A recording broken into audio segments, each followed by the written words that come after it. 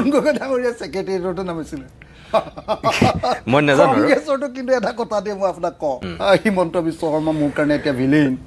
মই যেনেকৈ হিমন্ত বিশ্ব শৰ্মাক সঁচাকৈ সমালোচনা কৰিছোঁ একেটা সমালোচনা বাৰু গৌৰৱ গগৈক কৰিব লাগেনে নাই মই যেনেকৈ খাটিব লাগে গৌৰৱ গগৈ সিমান খাটিব লাগে লাগে একদম লাগে হয়নে নহয় যিদিনালৈকে একচুৱেল ক্ষতিপূৰণ নাপাব তেতিয়ালৈকে ময়ো কিন্তু হিমন্ত বিশ্ব শৰ্মাক কেৰি নিদিওঁ তাৰ কাৰণে কোনোবা ডিচিয়ে গালি পাৰে তাৰ কাৰণে কোনোবাই আন্দোলন কৰে তাৰ কাৰণে মোক IAS অফিচাৰবিলাকৰ ইউনিয়নে মোক গালি দিয়ে আৰু মোক বয়কট কৰে যি কৰে কৰি যাব পৃথিৱীখন যদি লুটিও খাই যায় তথাপিও মোৰ এই 3খন জিলাৰ প্ৰত্যেকটো পৰিয়াল যাৰ ঘৰত পানী সোমাইছে তেওঁলোকে যদি ক্ষতিপূৰণটো নাপায় তেতিয়াহ'লে মই হিমন্ত বিশ্ব শৰ্মাৰ কলিজা খাই দিম মই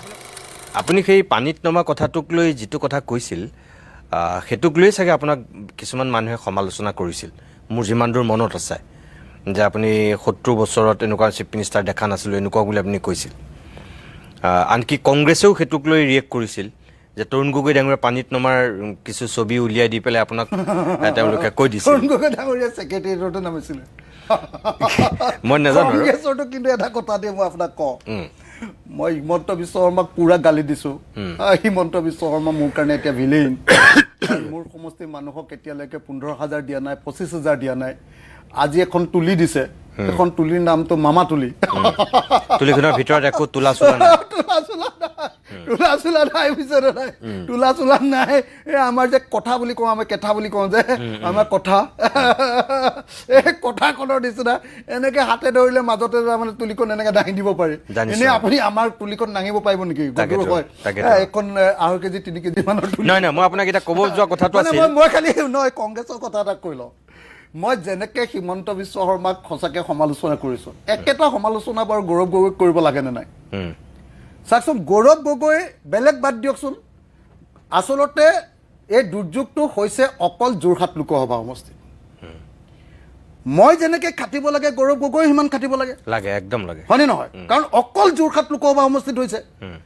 মই যেনেকৈ বিধানসভাৰ টেবুলত উঠিছোঁ তেওঁ লোকসভাত তেনেকুৱা ধৰণৰ এটা ৰোল প্লে কৰিব লাগিছিলে যাতে গোটেই ভাৰতবৰ্ষৰ মানুহে গম পাই যে এইটো এটা বিৰাট ডাঙৰ ডিজাষ্টাৰ কেটাষ্ট্ৰফিক ডিজাষ্টাৰ হেভক এটা কিন্তু দুৰ্ভাগ্যবশতঃ এখন আইনৰ সংশোধনী এমেণ্ডমেণ্ট বুলি আমি যাক কওঁ সেই এমেণ্ডমেণ্টৰ লগত দুটা বাক্য কোৱাৰ বাহিৰে তেওঁ এটা শব্দও সংসদত নক'লে অথচ ইতিহাসত আজিলৈকে ভাৰতৰ লোকসভাত মানে ডেপুটি লিডাৰ অফ কংগ্ৰেছ একমাত্ৰ তেওঁৱে হৈছে তাৰপাছত তেওঁ নক'লে তাৰপাছত তেওঁৰ বডি লেংগুৱেজ চাওক আজিলৈকে হাফ পেণ্ট পিন্ধি এটা ঠাইত গ'ল নেকি চাওক আপুনি নিজে এতিয়ালৈকে বোকাত খোজ এটা দিয়া নাই তাতকৈ আকৌ দেৱব্ৰত শইকীয়া দাদাই আকৌ বহুত কষ্ট কৰিছে হাফ পেণ্ট পিন্ধি ঘূৰি ফুৰিছে আৰে দেৱব্ৰত শইকীয়া দাদাই একদম গেলা বোকাৰ মাজত ঘূৰি আছে মই দেখিছোঁ মই নিজেও দেখিছোঁ তেওঁতো হাৰিছে তেওঁতো নকৰিলেও হ'লহেঁতেন এওঁক জিকাইছে এওঁক পইচা খৰচ নকৰাকৈ জিকিছে কিন্তু তাৰ পাছত এতিয়া বিপদৰ সময়ত তেওঁ যোৱা নাই আৰু এতিয়ালৈকে 1 টকা মই ক'তো দিয়া দেখা নাই তেওঁ 1 টকা মই গোটেই জীৱনৰ মোৰ যিমান পইচা আছিলে চব দি দিলোঁ মানুহৰ পৰা য'ত যেনেকৈ পাৰোঁ অনুৰোধ কৰি দম দি গালি দি ব্লেকমেইল কৰি যেনেকৈ পাৰোঁ চবৰ পৰা পইচা আনি মই সমষ্টিৰ মানুহক দিছোঁ এতিয়াও মই 1.5 কোটি টকা দিলেহে মই শিৱসাগৰৰ পৰা ওলাই আহিব পাৰিম কাৰণ চব মানুহক যে দিছোঁ কিছুমান পৰিয়াল থাকি গৈছে মোৰ সৰ্বমুঠ পৰিয়াল একচুৱেলি যদি আপুনি চাই যে ঘৰৰ ভিতৰত যদি চৌকাবিলাক যদি চাই চৌকাবিলাক চালে মোৰ সৰ্বমুঠ পৰিয়াল 51,949টা আছে তাৰ ভিতৰত যদি একেলগতে মানে ৰেচন কাৰ্ড চাই তেতিয়াহ'লেতো 48,662টা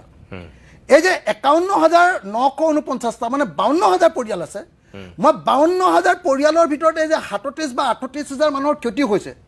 তেওঁলোকক এতিয়াও 10,000 মান মানুহক মই এই 1,000 টকাটো যে দি আছিলোঁ বা 2,000 টকা দিছিলোঁ সেইটো মই দিবলৈ বাকী আছে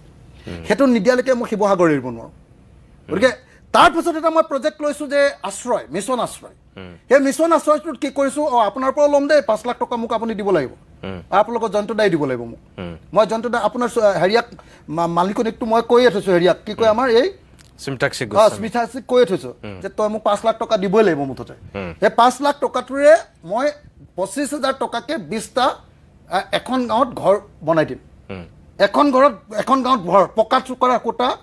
টিং আৰু হেৰি কি কয় আপোনাৰ ৰূপটাছটো এইটো যে বনাই দিম তেনেকুৱা মই এখন গাঁৱত তুলি দিম তাৰমানে এডপ্ট কৰিব পাৰিব আৰু সেইখন গাঁৱৰ লগত সেইজন মানুহৰ বা সেইটো পৰিয়ালৰ সদায় এটা সম্পৰ্ক থাকিব এই কামটো কৰাই দিছোঁ মিছন আশ্ৰয়ত মই কেঁচা ঘৰ আৰু পকা ঘৰ বনাবৰ কাৰণে চেষ্টা কৰিছোঁ এই যে কামবিলাক যে মই কৰিছোঁ এই কামটো একচুৱেলি কোনে কৰিব লাগিছিল মই বিধানসভাৰ এতিয়া মই যিটো MLA ফাণ্ড পাওঁ এইবাৰ 1.5 কোটি পাম আগতে 1 কোটি পাইছিলোঁ সেইটো মই টোটেলি এইটো কামত খটুৱাম কিন্তু এতিয়ালৈকে আমাৰ সাংসদজনে 1 টকা এতিয়ালৈকে ক'ৰবাত এতিয়ালৈকে তেওঁ MP ফাণ্ডৰ পৰাই হওক বা তেওঁ পকেটৰ পৰা হওক চিফ মিনিষ্টাৰ পুতে কমেওতো 500 কোটি টকা আছে হা কিন্তু 1 টকা এতিয়ালৈকে ক'ৰবাত দিছেনে আপুনি দেখিছেনে ক'ৰবাত অকণমান ভৰিত বোকা লগা দেখিছেনে আপুনি এইটো দুৰ্ভাগ্যজনক হয়নে নহয় হিমন্ত বিশ্ব শৰ্মাকতো মই হাতত ধৰি টানি নি পানীত পেলাই দিছোঁ কিন্তু মইতো হেৰিয়াক পৰা নাই এতিয়ালৈকে গৌৰৱ গগৈ মই সমালোচনাও কৰিছোঁ এতিয়ালৈকে দুবাৰ তাৰ পাছতো তেওঁ এতিয়ালৈকে বোকাত নমাই নাই সেইকাৰণে মই এটা কথা আপোনালোকক খাটাংকে কওঁ যে হিমন্ত বিশ্ব শৰ্মা সাংঘাতিক টেঙৰ আৰু ছয়তান মানুহ তেওঁ ভাবি আছে যে এইকেইদিন অখিলে যি কয় তাকে মই মানি ল'ম তেতিয়া সেই বস্তুটো ঠাণ্ডা হৈ যাব কিন্তু ময়ো আকৌ তেওঁ যদি ডালে ডালে ময়ো পাতে মোৰ কথাটো খাটাং যে যিদিনালৈকে একচুৱেল ক্ষতিপূৰণ নাপাব তেতিয়ালৈকে ময়ো কিন্তু হিমন্ত বিশ্ব শৰ্মাক কেৰি নিদিওঁ তাৰ কাৰণে কোনোবা ডিচিয়ে গালি পাৰে তাৰ কাৰণে কোনোবাই আন্দোলন কৰে তাৰ কাৰণে মোক IAS অফিচাৰবিলাকৰ ইউনিয়নে মোক গালি দিয়ে আৰু মোক বয়কট কৰে যি কৰে কৰি যাব পৃথিৱীখন যদি লুটিও খাই যায় তথাপিও মোৰ এই 3খন জিলাৰ প্ৰত্যেকটো পৰিয়াল যাৰ ঘৰত পানী সোমাইছে তেওঁলোকে যদি ক্ষতিপূৰণটো নাপায় তেতিয়াহ'লে মই হিমন্ত বিশ্ব শৰ্মাৰ কলিজা খাই দিম মই আপোনাক ক'বলৈ যোৱা কথাটো আছিল সেইটোৱে আপুনি অকণমানকৈ চুইছিলে যে কংগ্ৰেছৰ ফালৰ পৰা আপোনাক সমালোচনা কৰিছে যদিও আপোনাৰ আৰু কংগ্ৰেছৰ দেৱব্ৰত শইকীয়াৰ মাজত এটা বস্তু মিল আছিল কি দেৱব্ৰত শইকীয়াই যিখিনি কথা কৈছে এই শেহতীয়াকৈ অহা যিটো বান বা বিভীষিকা আহিল তাৰ যিটো উৎস তেখেতে বহুত দিনৰ আগতেই কৈছিল একেটা কথাই কিন্তু আপুনি প্ৰথমখন যেতিয়া এই বান অহাৰ পিছত যিখন আপুনি ফাৰ্ষ্ট সাংবাদিক সম্বোধন কৰি যিখন সংবাদমেল আপুনি শিৱসাগৰৰ পৰা দিছিল আপুনি তাতো সেই কথাকেইটাই কৈছিল আৰু আপুনি কৈছিল যে মোক আৰু অলপ সময় লাগিব মই অধ্যয়ন কৰিব লাগিব এতিয়া 1 মাহ হৈ গ'ল আপুনি নিজাববীয়াকৈ আপোনাৰ ফালৰ পৰা মই চৰকাৰৰ কথাটো কোৱা নাই যে যিখিনি আপুনি অনুসন্ধান চাগে কৰিলে কিবা এটাতো আপুনি কৰিছে যে সঁচাকৈ পৰৱৰ্তী সময়তো আমি গম পালোঁ যে ক্লাউড বাষ্টৰ কথা যিটো কৈছিল বা নাগালেণ্ডত হোৱা অত্যাধিক বৰষুণৰ কাৰণে পাহাৰ খহি অহাৰ পৰা ধৰি যিখিনি কথা আমি গম পালোঁ তাৰ বাহিৰেও আপোনাৰ মতে সঁচাকৈ এইটোতো যোৱা 100 বছৰত নোহোৱা এটা ঘটনা ন আৰু আপুনি নিজেই কৈছে কিছু সময় পূৰ্বে জয়ধ্বজ সিংহৰ দিনত 1750ত যিটো হৈছিল জয়ধ্বজ সিংহৰ দিনত হোৱা এটা তেনেকুৱা দুৰ্যোগ আছিল তাৰপিছত আৰু এনেকুৱা দুৰ্যোগ হোৱা নাই সঁচাকৈ আমিও এই উজনি অসমত এই 3খন জিলাত 100 মানুহ মৰা এইটো আমাৰ জীৱনত প্ৰথম ঘটনা দেখিছোঁ আমি এনেকুৱাকৈ মোক এতিয়া আপুনি কওকচোন যে আচলতে এই প্ৰলয়টোৰ মানে অত্যাধিক বৰষুণৰ কাৰণে হ'ল নে সঁচাকৈ নদী খনন প্ৰকৃতি ধ্বংস কয়লা খননৰ পৰা আৰম্ভ কৰি তাত একোটা যে হ্ৰদ সৃষ্টি হৈ থাকিল সেইবিলাক একেবাৰে ধাহিমুহি নামি অহাৰ কাৰণে এই ভয়ংকৰ এই শান্ত দিশৌখনে এনেকৈ এটা ভয়ংকৰ ৰূপ ধাৰণ কৰিলে কোনটো মানে এইটোৰ ওপৰত মই একদম চিৰিয়াছলি এটা টিম পঠিয়াই তাৰপিছত এই ওপৰত গৈ যে ফটো লৈ এখন কি বুলি কয় ড্ৰোন লৈ এটা টিম পঠিয়াই চাইণ্টিফিক ষ্টাডি এটা কৰাইছিলোঁ একচুৱেলি কিয় হ'ল আৰু তাৰ কাৰণে মই নিজে IITৰ প্ৰফেচাৰ গুৱাহাটী ইউনিভাৰ্চিটিৰ প্ৰফেচাৰ ডিব্ৰুগড় ইউনিভাৰ্চিটিৰ প্ৰফেচাৰ আৰু মোৰ বাহিৰত থকা বন্ধু কিছুমানৰ পৰা একচুৱেল তথ্যটো ল'ব খুজিছিলোঁ যে একচুৱেলি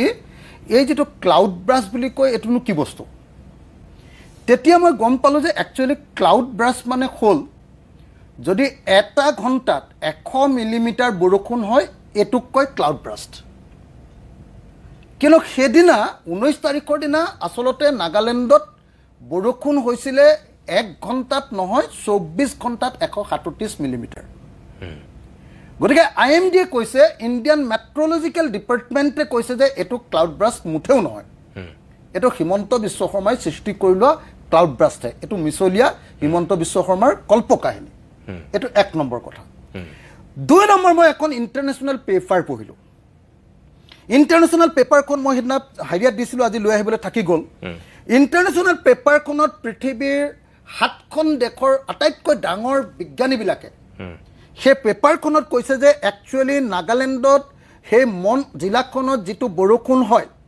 সেই বৰষুণৰ গোটেই হিষ্ট্ৰীটোৰ তালিকাখন দি দিছে যে সেইদিনা খোৱা বৰষুণটো কোনো পধ্যে কোনো বছৰে খোৱা বৰষুণতকৈ বেছি নহয় আচ্ছা এইটো মিছা কথা বুলি কৈছে কৈছে যে আগতেও বৰষুণ হয় তাতকৈ বেছি বৰষুণ হয় কিন্তু সেইদিনা অলপ কমেই বৰষুণ হৈছিলে কিন্তু তেওঁলোকে 5টামান কাৰণ দেখুৱাইছে যে বিভিন্ন ধৰণৰ তেওঁলোকে গছ কটা কিবা কিবি তেওঁলোকে চাইণ্টিফিক শব্দ ব্যৱহাৰ কৰিছে মই তাৰ পৰীক্ষা কৰিবলৈ টীম পঠিয়াই দিছিলোঁ নিজৰ পইচা খৰচ কৰি নাগালেণ্ডলৈ পঠিয়াই দিছিলোঁ নাগালেণ্ডলৈ যেতিয়া পঠিয়াই দিছিলোঁ পঠিয়াই দিওঁতে তেওঁলোকে প্ৰথম ক'লে যে একচুৱেলি কি হৈছে যে নাগালেণ্ডৰ এই পাহাৰৰ ওপৰত সাংঘাতিক ধৰণৰ কয়লাৰ খনি বহি গৈছে সাংঘাতিক ধৰণৰ কয়লাৰ খনি আৰু কয়লাৰ খনি খানিবৰ কাৰণে এইখন যে দিখৌ নামি আহিছে এই দিখৌখনত মানে দুইখন দিখৌৰ দুইটাৰ পাৰৰ পৰা কয়লা আনিবৰ কাৰণে এই দিখৌখনৰ ওপৰত 5টা এনেকুৱা কফাৰ ডেম শিলেৰে নিৰ্মাণ কৰিছে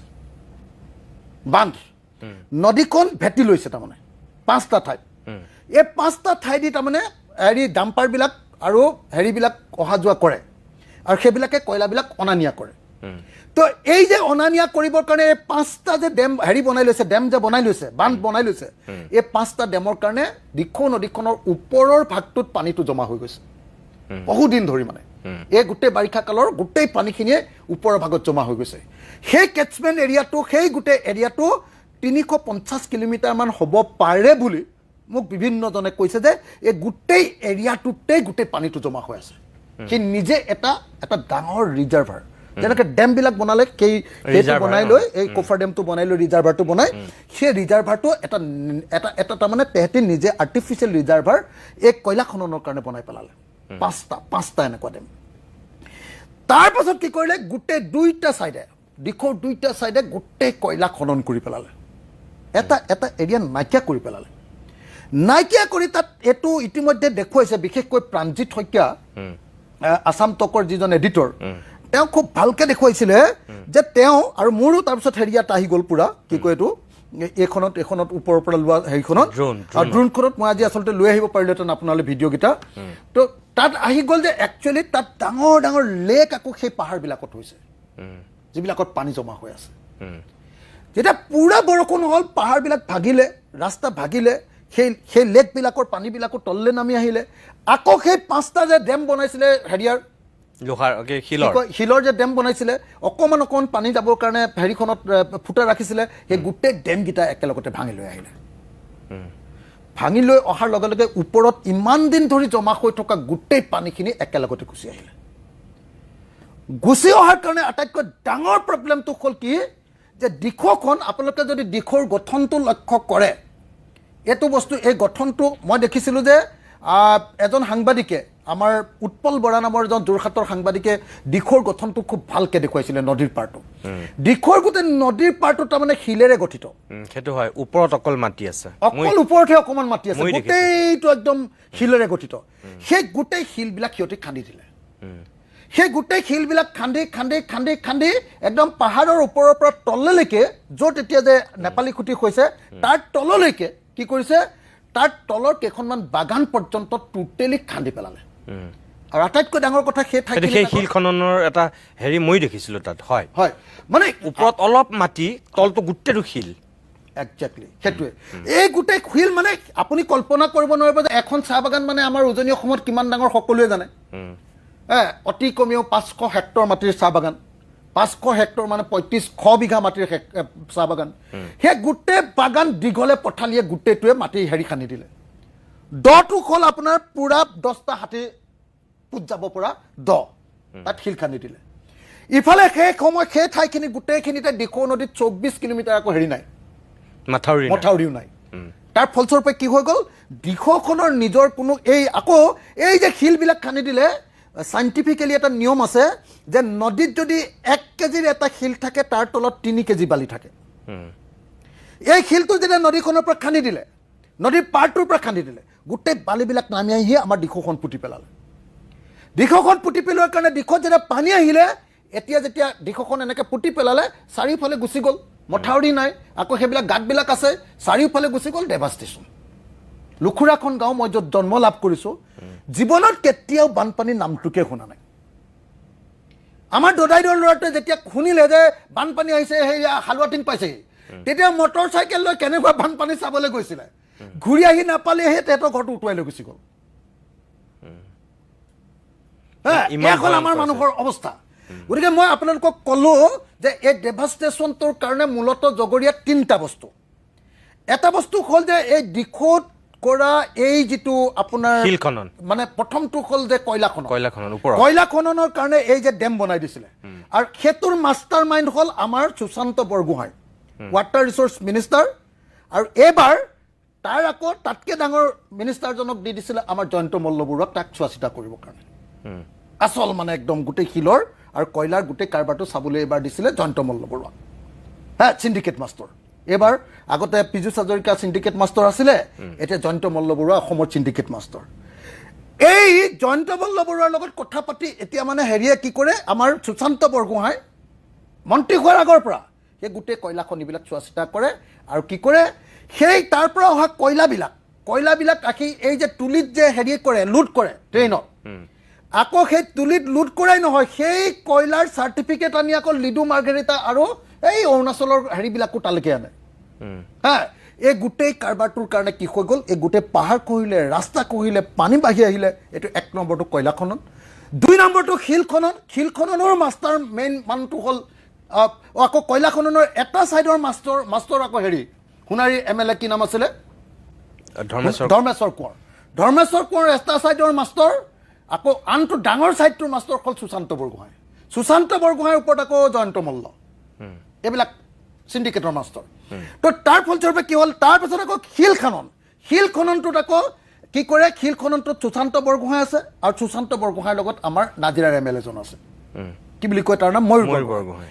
বৰগোহাঁই কয়লাৰ পৰা অলপ কমকৈ পায় বুলি শুনিছোঁ সেইটোক লৈ কাজিয়া আছিলে এতিয়া জয়ন্ত মল্লই দায়িত্ব লোৱাৰ পৰা ময়ূৰ বৰগোহাঁইক গোটেইটো দায়িত্ব দিয়াৰ কথা আছিলে সি মিনিষ্টাৰ হৈ গ'ল কাৰণে হেৰি সুশান্ত গতিকে সুশান্তই মিনিষ্টাৰ হিচাপে তাতে পইচা পাব আৰু গতিকে চিণ্ডিকেটটো ইয়াক চলাবলৈ দিব এইটো কথা চলি আছিল এতিয়া চলি থাকোঁতে ময়ূৰ বৰগোহাঁইক দিব এবাৰ ময়ূৰ বৰগোহাঁই গোটেই কয়লাটো চালেহেঁতেন আগতে অলপ কমিশ্যন পায় এইবাৰ গোটেইটোৱে দায়িত্ব তাক দিলেহেঁতেন যেনেকৈ ভাস্কৰ শৰ্মাই হেৰিটো চাই অৰুণাচলটো যেনেকৈ আপোনাৰ শদিয়াৰ MLA জনে চাই কি নাম কয় বলিন চেতিয়াই ভাস্কৰ শৰ্মাই লিডু আৰু মাৰ্ঘেৰিটা যেনেকৈ চাই তেনেকৈ কৰিব খুজিছিলে আৰু তাৰ মেইন মানুহজন আকৌ আমাৰ হিমন্ত বিশ্ব শৰ্মা তেখেত জানিবা নেদেখে আৰু তেখেত অদৃশ্য জানিবা তেখেতৰ নামটো কোনো ল'বও নোৱাৰে আপোনালোকৰ টিভিটো নোলায় বেলেগ টিভিটো ওলাব নোৱাৰে তো এতিয়া এই যে কাৰবাৰটো এই কাৰবাৰটোৰ কাৰণে কি হ'ল এই তিনিটা কাৰবাৰ মই আকৌ ক'লো কয়লা খনন শিল খনন আৰু বালি খনন এই তিনিটাৰ কাৰণে এটা অভূতপূৰ্ব পৰিস্থিতি হ'ল আৰু তাৰ কাৰণে 100% মই ক'লো যে বিজেপি চৰকাৰৰ মন্ত্ৰী সুশান্ত বৰগোহাঁই ময়ূৰ বৰগোহাঁই আৰু ধৰ্মেশ্বৰ কোঁৱৰ এই তিনিজন মানুহ মূলতঃ জগৰীয়া আৰু তাৰপাছত তেহঁতৰ হাংগু পাংগুবিলাক গোটেইবিলাক ঠিক আছে